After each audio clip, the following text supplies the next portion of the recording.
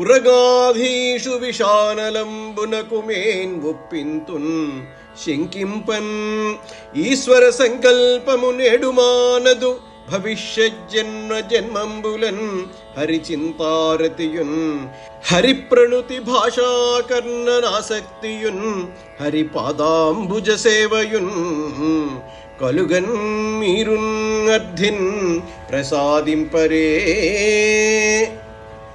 తక్షకుని భయంకర విషాగ్ని జ్వాలలకు సంకోచం లేకుండా నా శరీరం సమర్పిస్తాను.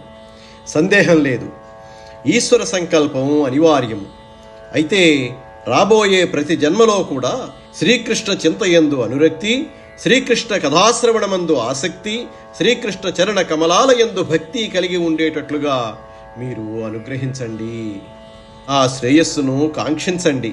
కమలాక్షుని లీలలు గానం చేయండి. హరిభక్తుల చరిత్రలు వినిపించండి. 7 దినాల్లో నాకు కైవల్యం ప్రసాదించండి. అమ్మా గంగమ్మ, నీ తరంగాలు ఎంత రమణీయంగా ఉన్నాయమ్మా. నిన్ను దర్శించిన వారిని మోక్షానికి పంపిస్తావని విన్నాను.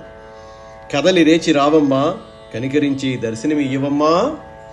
ఈ విధంగా రాబోయే జన్మ జన్మలకు భగవద్భక్తి సౌభాగ్యం తనకు ప్రాప్తించాలని ప్రార్థించాడు. అనయుడైన జనమేజయుణ్ణి రప్పించి రాజ్యభారం అప్పగించాడు. గంగా తరంగని దక్షిణ తీరంలో తూర్పు కొనలు ఉండేటట్లుగా పరచిన దర్భాసనం మీద ఉత్తరాభిముఖుడై కూర్చున్నాడు. తన చిత్తాన్ని సంసార బంధాల నుంచి నివృత్తం చేసి పరమేశ్వరాయత్తం కావించాడు. ఈ విధంగా భాగవతోత్తముడైన పాండవ పౌత్రుడు ప్రాయోపవిష్టుడై ఉన్న శుభ సమయంలో సురలు ఆకాశం నుంచి వీరుల వానలు కురిపించారు. పరీక్షిత్తు గుణగణాలు గానం చేస్తూ నగారాలు మ్రోగించారు. ఆ సమయంలో సుఖాసీనులై ఉన్న మహర్షులు ఆ రాజర్షితో ఈ విధంగా అన్నారు: ఓ రాజేంద్ర, నీ చరిత్రము చాలా చిత్రము, స్తుతిపాత్రం, మహా తపస్సంపన్నులు.